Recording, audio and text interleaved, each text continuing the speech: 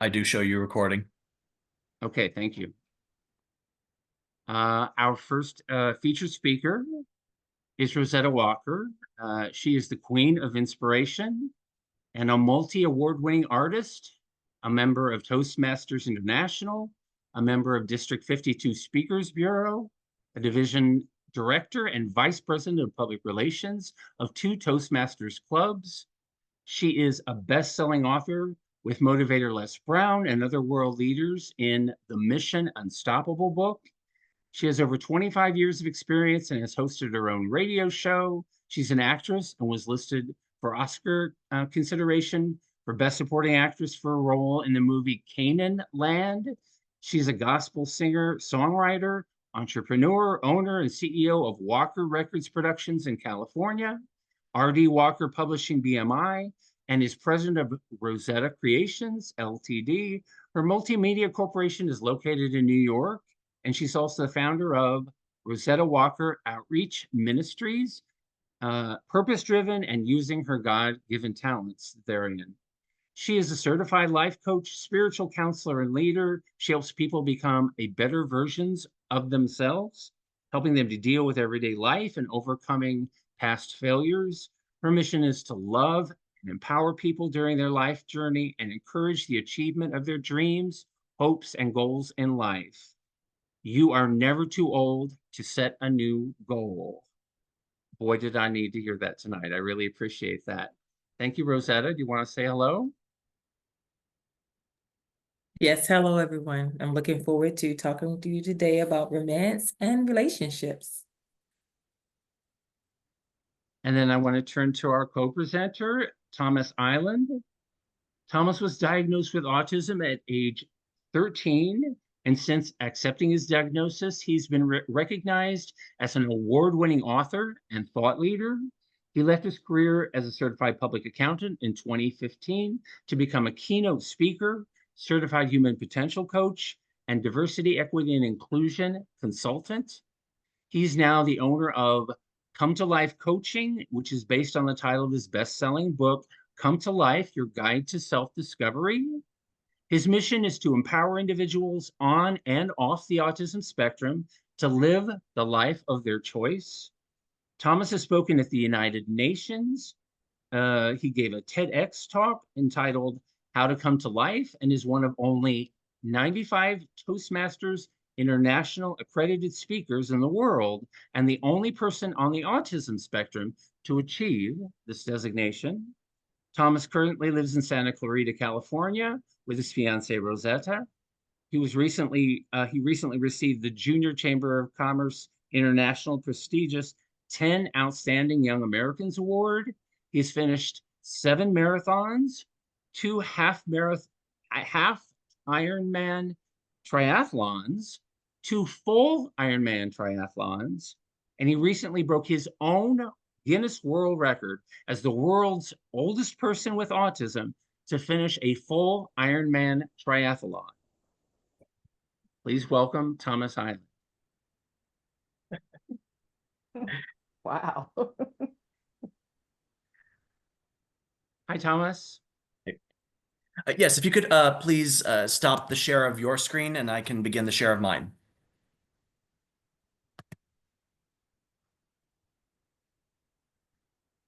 Or I might be able to do it as host. Let me check. No, only one participant can share at a time. Okay. Greg, will stop your share. I set it so that you can share. Let's see here. Oh, okay, here we go. 1. And here we go. All right. Can everyone see the PowerPoint presentation? Yep. So far, I think we still see mine. Let me see how. No, I can see it. Okay. You do? All right. And if I go into slideshow mode, I can see it. you still see the cover of presentation when I go into slideshow mode like this? Yeah. Yep. All clear? Very good. All right. Well, thank you all very much for having us this evening. It's a pleasure to be speaking for the CSUN Family Focus Resource Center. I'm actually a former Matador myself, class of 2008. Go Matadors. I got my bachelor's degree in accounting from CSUN, and it's really nice to continue to work with the organization and speak to people affiliated with it. And even though I don't do accounting anymore, I really feel that it's the connections we make and the people that we can help along the way that really gives life a sense of purpose and makes the world a better place. And we're here to talk to you today about romance and relationships, specifically ours, and what we've learned along the way, both in our relationship and relationships of the past, particularly as it applies to neurodivergent individuals and neurotypical individuals. Now, I'm going to be referring to autism quite a bit in this presentation since I am on the autism spectrum myself, but a lot of what we're discussing here tonight could very well apply to other neurodivergent individuals as well. So I wanted to make sure that that was put out there. And we have in our title here, when the odds are against you, because we looked up the other day that, at least for the autism community, only about 7% of people on the autism spectrum ever get married. And even fewer than 7 of those relationships may or do last. So we're going to be sharing some of the things we've learned along the way to help form and keep relationships, both on and off the autism spectrum. And honey, if there's anything you'd like to contribute before we dive in. Yeah. I would like to say the photo that you see of us first that selected, this photo was taken, we did not know each other. We met each other at a function, and it was a photographer there taking photos of people that had attended. And there's a lot of different keynote speakers there as far as professional people in the industry. Yes, and it was in Burbank in February of 2019. So almost 6 years have gone by, and now we're set to be married in and September. Exactly. So when the photographer tagged our social media, hey, Rosetta, Walker, Tom, this picture I took of you both, that connected us again. And we started talking from that point. So it was just one of those things that happened that really worked out for us. Indeed. I'm going to go to the next slide here. So thinking about relationships, whether it's starting one or maybe you're already in one. And I want to tell you a brief story about when I was younger. When I was first diagnosed, it was my parents' impression or belief that I would not be successful in a relationship unless my partner also was on the autism spectrum or neurodivergent. And I have had relationships with women on and off the spectrum over the years, but I've found that we cannot let other people's limiting beliefs control our lives, nor dictate whom we love and want to spend our lives with. So I'm grateful to have found somebody who I'm very compatible with, is neurotypical, Rosetta is not on the spectrum, and that what we're told or what we may have been told may not always be the truth. Anything you want to add? I just want to say, when I first met Tom, he didn't tell me he was on the spectrum. I met person first. Now, people have different ways of how they want to let a person know who they are. I really like the fact that Tom didn't put his diagnosis first. He allowed me to get to know him as a person. So I encourage each person to relax, be yourself, and be open about who you are. And when we say person first, sometimes the community might refer to themselves as autistic, but I say, I'm Tom. I'm a man. I am a coach. I am a speaker. I am an athlete. I'm a former accountant. All of these things that I have going for me, I just happen to be on the autism spectrum. Now, it's my diagnosis is going to be with me until the day I die, but I don't let it define me. And I don't always lead with, hi, I'm Tom. I have autism. Nice to meet you.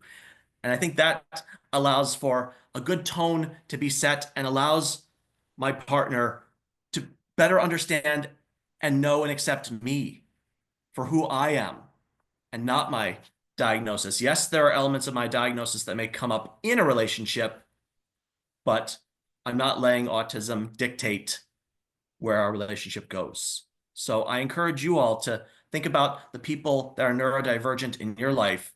Are you letting their diagnosis define them? Are you giving them the idea that this is going to be a deal breaker in any relationship? I hope not, because we want to be loved and accepted for who we are, and we need to allow them, the people that you know that are neurodivergent, find that special someone that they click with and might want to have a life with. We're going to go on to the next slide here. So we're going to be talking a little bit about relating, and specifically love language or love languages. I teach dating and sex ed at the Ed Asner Family Center in Van Nuys.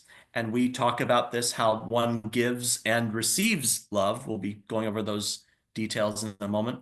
We'll also be going over the importance of being honest and setting boundaries in a relationship, both to make sure that you are protected and making sure that the relationship is protected as well. And also ways that you can not only form, but keep the relationship going, establish and maintain it, because wouldn't you agree that every now and then a relationship needs to be reevaluated, maybe spiced up a little bit? And we've got some ideas on how that can work. Anything else you wanted to add to that? Yes, I would like to say that as we talk about these different topics of relating the love language, I found out in the beginning of Tom and our relationship that it was very important. Once he took the love language test and I took it, I found out something about him. I was living in Virginia. He's living here in California. And his first love language was quality time, or spending time together, quality time. And I thought to myself, uh-oh, this is not going to work. I'm going to have to make some changes. If we're distant. So that's just an example of why the love language is very important. And the good part about this, not only is it good for a relationship if you're in dating someone, but it's good for your family, your mother, your father, your sister, your brother. When you know their love language, you can realize, oh my God, I never knew that not calling her back to spend lunch with her affected her. It could be your sister, because you didn't know her love language was quality time. So that's just something to think about.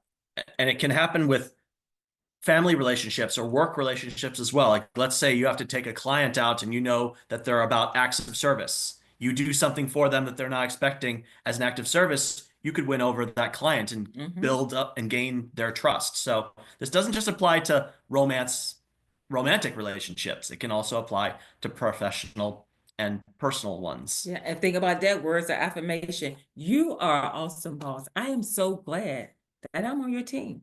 That right there took that boss to the next level. So this is something that you can really use in your everyday life with different people, especially once you know their love language. Now, getting them to take the test might be a different thing, but if you can get that in on the job, just to help in a communication way. I know when I work for Kingsmill Resort Inspired, you might be more familiar if I say Anheuser-Busch. I used to be one of the managers. Or Budweiser. Budweiser. Yeah. And so it's not all about beer. It was actually a resort. They own golfing and things like that. A lot of property.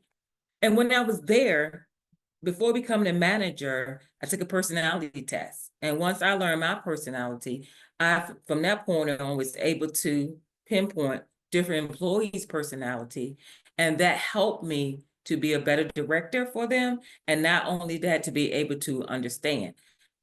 And I said that for the reason of, if you can kind of incorporate those personality tests to help you in leadership, maybe throwing that love language in there would be a good idea too. And this test is available for free. And last I checked, it was about 30 questions, and it's usually A or B. So for example, do you prefer to be hugged, or would you like to receive a gift? Do you like going on vacations, or do you like spending time at home? These things that we don't really take for granted, or we take for granted, or really mean more about how we give and receive love and affection. So maybe see how this test works out for you or the neurodivergent individuals in your life, and see how you can better your relationships with them and then those that they may form in the future too. We're going to move on to the next slide here. So now as we go into a little bit about seeing some of the red flags and establishing what is and what is not tolerable, or what might be a deal breaker in a relationship. And you saw my book come to life earlier. I recently wrote another book that pertains to this particular topic. It's called My Glass is Full, Stories of Putting Mental Health First. And I wrote this book because, particularly during the pandemic, I felt it was really, at least for me, a chance to reevaluate some of the relationships that I had and the company that I was keeping. Because has anybody here ever experienced a toxic person or an energy vampire kind of sucking the life out of you, and you feel like crap after speaking with or hanging out with that person? And the same can be true of a relationship that maybe you've been in for a while. If you see, wow, I don't feel too good about this, or we need to reassess where we are. I think that's something that we as a society need to do more of, as we figure out who has our backs and who might be holding us back. Anything you want to add on that? And a warning sign of a bad relationship or something that's really going down the road that some people let go way too far is early signs of abuse, early signs of manipulation. If a person is doing things to you, like for example, let's say you didn't do something they wanted you to do. They'll just purposely ignore your calls, knowing that upsets you, knowing you're getting upset, and then just do things to purposely hurt you. When that's happening and you don't put those boundaries up or allow that person to keep doing it or think it's going to change. And some people have been in relationships like that and actually marry the person anyway, thinking that once they get married, all of these red flags are going to go away. I got news for you. These red flags only get bigger. That's why they need to be addressed early on before it develops into something worse. And speaking from my own experience, as far as wanting to make and keep friends when I was younger, I found myself being a yes man a lot. I thought if I did what others wanted of me, that they would eventually like me, love me, accept me. But then I realized how much I was being used. We spoke at a Boys and Girls Club the other day, and I mentioned, like, there's a kid who wanted to borrow $1 from me, so I gave him the $1. A few weeks later, he's like, can I have $5? I'm like, okay, here you go. A few weeks later, he's asking for 10. I'm thinking, well, you haven't actually paid me back those other times, but yeah, I've got the money. Here you go. Before you know it, it's like I'm buying friendship, but that person even really wasn't there for me or a true friend. So does anybody here, or has anybody here ever been told, I'll be your friend if, or if you do something for me, I'll be your friend? Well, ladies and gentlemen, that's not unconditional love. That's not a real friend. And if your partner or significant other is making these kinds of, I don't want to call them threats necessarily, but what ifs or deals or this way or that way, is that a healthy relationship for you to be in? Probably not. It shouldn't be my way or the highway, or it needs to be this way. Granted, you form appropriate deal breakers, what you will and will not take in a relationship. But at the end of the day, I've found sometimes you have to learn how to say no. Don't worry about offending others, because you are the one that has to live with yourself at the end of the day and the decisions that you make. So saying no, saying that boundary, I will not allow this, I will not tolerate this, this is not who I am, and stand firm with those affirmations. Anything else you want to add? No. All right. So as we look at getting to know one another, because as you get into a relationship and then start to find out a little bit more about what's beneath the surface, who this person is, what their personality is, what do you have in common with them, if anything, sometimes there are steps that can be taken that will make the relationship stronger, and also what it will take to make sure that you are indeed compatible. Anybody ever have a feeling like, I'm not really compatible with this person, we don't have anything in common, what now? And Tom and I have come up with 7 steps to take into consideration when you're in a relationship, or definitely before you even start a relationship. It's very important. Also, when there are children involved, Because it's not just two people in a relationship when you have children, but they're your kids involved. And when that happens, and you already have all these problems in a relationship, it's going to make it harder to have a healthy, functioning family. So we want to share these 7 steps with you all. Specifically, when it comes to common interests and asking about some of the basics about that person. For instance, what's your favorite food? And there might be many foods that this particular person likes. And maybe, just maybe, you'll make a connection. Oh, you like Chinese food? I like Chinese food too. We could go check out Chinese restaurants. And keeping on with number 1, I can remember when I was a child, just so you all know, I'm from a big family, 7 girls, 3 boys, so our family was pretty big. But my dad had a different type of diet. So I can remember that when he would come home from work, it was a certain type of food my mom would have for him and food that we would have. Because there's certain things he could eat and couldn't eat. And sometimes we'll all have the same things in meal together. And I think I had my younger sister had allergies. Now that's something to bring to the table, especially when you think about a child that might have some type of disability. And here you are, and I'm just going to use example because I'm not saying male, female, however it is, but in this example I'm using, it's a man and a woman, and she's dating this new man, and the child is used to eating macaroni and cheese every day. And this new guy comes into the relationship, hey, we're not going to have macaroni and cheese every night. Well, it needs to be some understanding that if this is something this child likes, certain soft food, maybe mashed potatoes or whatever, it needs to be discussed that we can find a way to still work it out and that you have an understanding. But if it's going to be a deal breaker, wouldn't you like to know that in the beginning instead of getting deeper into a relationship? Or the woman is saying, I love seafood and she doesn't like it, but she's saying, I love it because I want to keep this man, or vice versa. It kind of ties back into the boundaries as to, are you saying no when you really mean yes, or vice versa, saying yes when you really want to say no? Mm-hmm. So also in getting to know somebody, anybody ever thought to ask, or maybe your significant other's favorite color?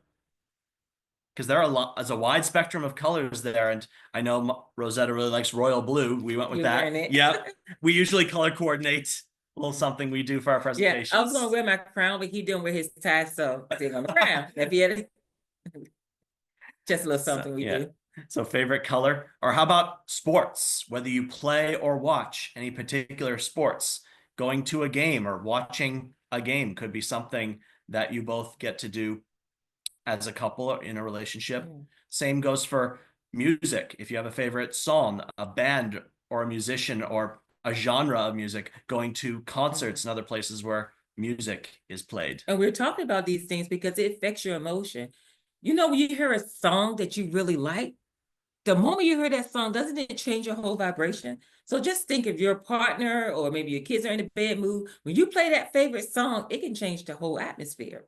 Even with sports, I love football. So in a way, it's kind of opposite. Normally men love the sports. I love football. Tom is not a football fan. But the agreement that we have, as long as I get to watch the Super Bowl, I'm a happy camper. I will watch the Super Bowl, and I have no reservations about that. I want to do it anyway. Yeah. So I just keep my football fantasy team on my phone. But yet, you see how we found a way to make it work out? That's what we're talking about, meeting each other halfway. Yep. And negotiation, compromise, that's really important to know in a relationship too, versus my way or the highway, this way or that way. Yeah, no 80.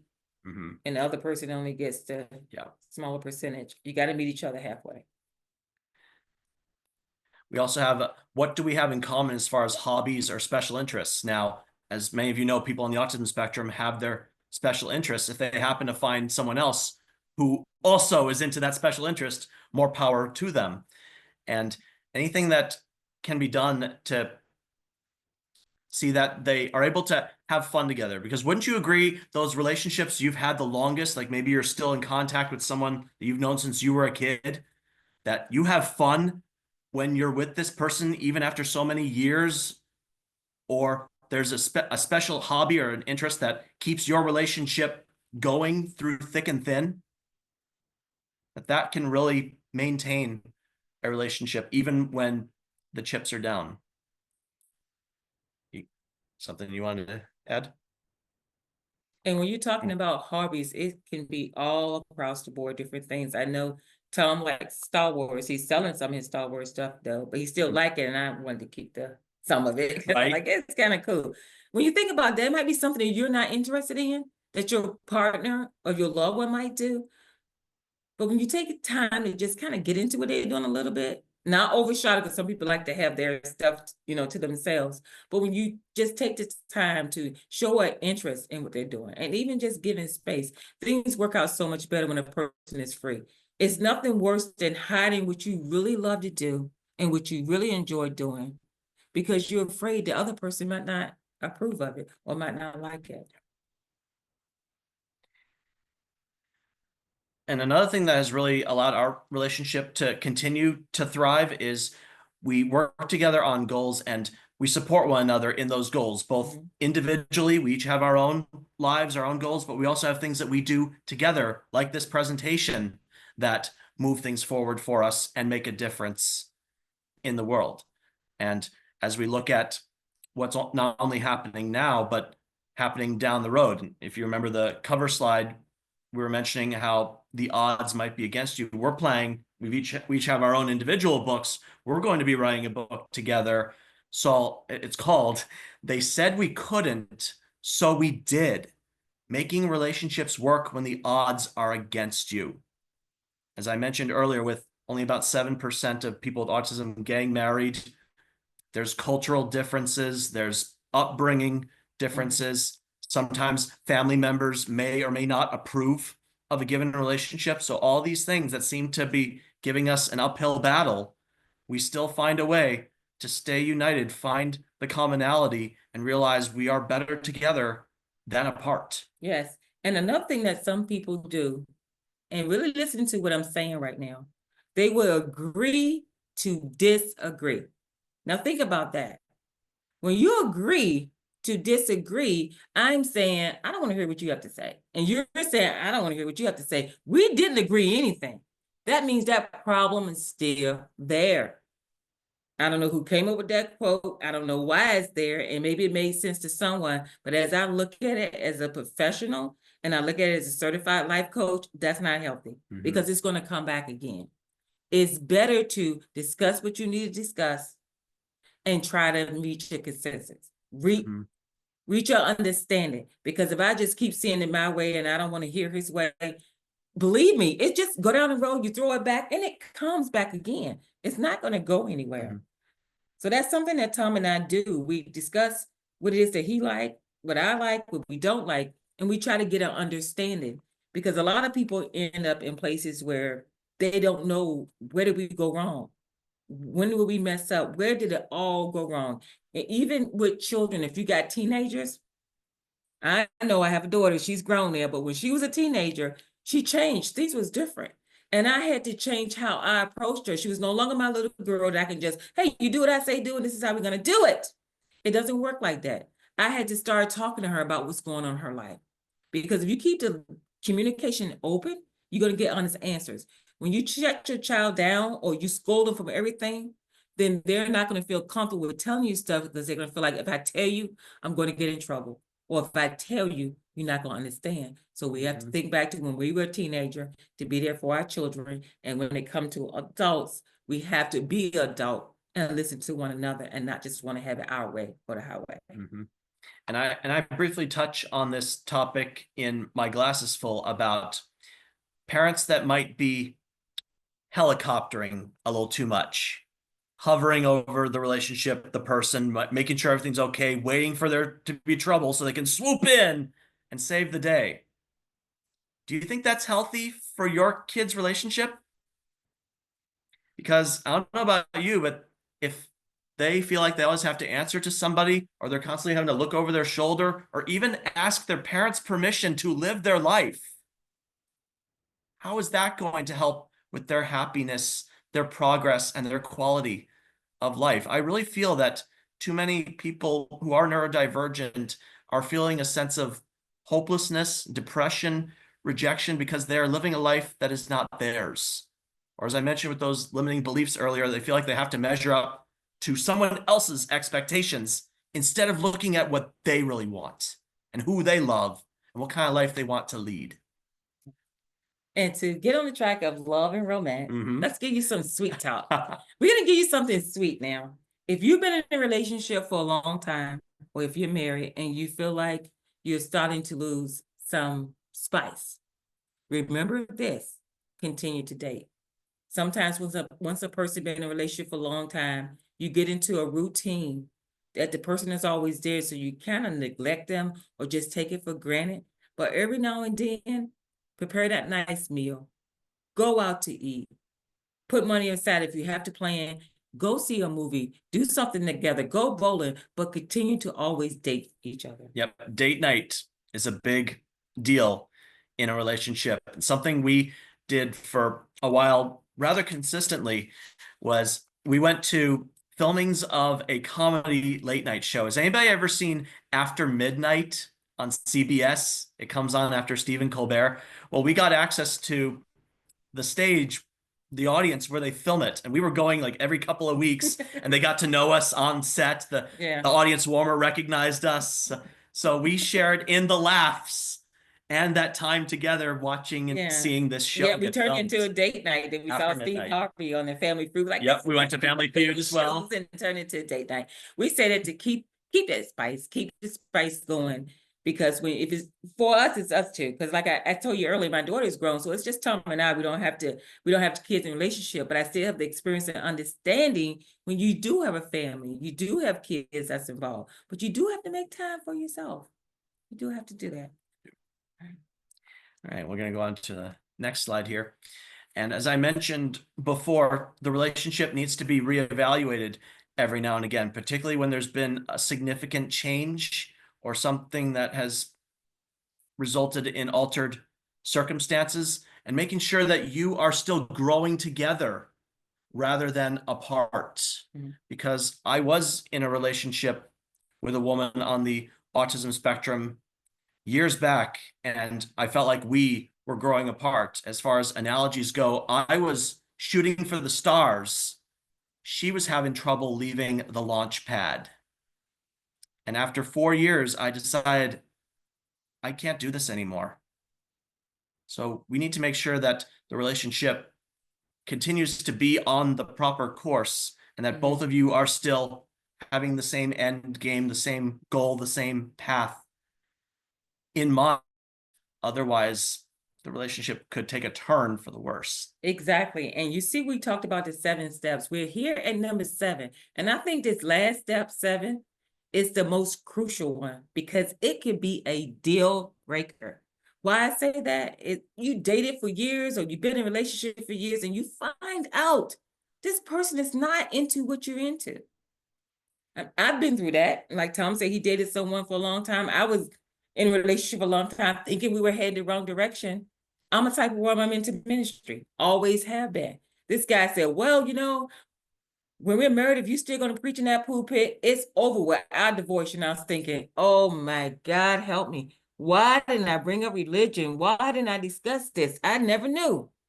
Don't waste your time with someone that's not headed in the same direction. Because as you see here in the illustration, you got an arrow going one way and another. That is not going to work. You had another couple here that's getting married. And you have people that don't know what's going on, where they had it. So make sure that that person is in line with your goal, is in line with your vision, your dream, and that you both can do it together. Certainly. And I'll close with something that my aunt and uncle, they were married for over 50 years before she passed away, and they were part of a church, like a support group for couples. They say a relationship is not 50-50. It's 100-100. You must be prepared to give all of you, and the other person has to give all of them if you want this relationship to work. And we're coming towards the end of the presentation here. We are both on social media, and I'm also going to be putting some information into the chat here. I'd like to offer you all, since you chose to be here with us, I'm going to be offering my book, Come to Life, and Vanilla Vita, depending on your preference, for $20 instead of over $40. I'm giving you a significant discount tonight if you email me, and I'm going to put that information into the chat here. And that's the end. Oh, let me go back to that slide here so people can see us. And if you have any closing statements. Yeah, well, since we are talking about love and romance and also families, with children, you do have to reach a consensus there too. Because all parents don't see eye to eye when you're raising children. And if your child have a disability, there may be even more difficulties there as far as making decisions on what to do. So don't fuss with each other or get angry at each other. You remain calm, you both work it out so you can be there for your children as well. Very much so. And I want to remind any neurodivergent individuals that may be on this call or that you may know, I call my book Come to Life because life doesn't come to you. It's up to you to come to life. Too many people, neurodivergent and neurotypical, are sitting back waiting for some kind of miracle to drop into their lap, or that their life they want is just going to come knocking on their door one day. It doesn't work that way. My philosophy is you have to go to where the action is, whether it's in person or virtually like this. And that's actually how we met. Yes, we it both is. went to that we both went to that event in Burbank. We both kind of didn't want to be there. But had we chosen not to go, either one of us, we would not have met. We would not have chosen to date, Yeah. and we would not be getting married next September. Yep, 2025. September 21st, you Yeah. all. like the Earth, Wind, and Fire song. Yeah. So that is our presentation. I'm going to put the Come to Life offers into the chat for people to see. We are now ready to take your questions. Thank you all very much. Thank you all for coming. Hi, it's Tim. I'm gonna just step in, and as I mentioned before, we will stop the recording before the questions begin. I think there might be a question or two in the chat, but we do, for everyone's personal privacy, we're gonna stop the recording. We're so grateful for this presentation, for the interpretation as well. I know this is going to be of great value and service to so many families and individuals as well.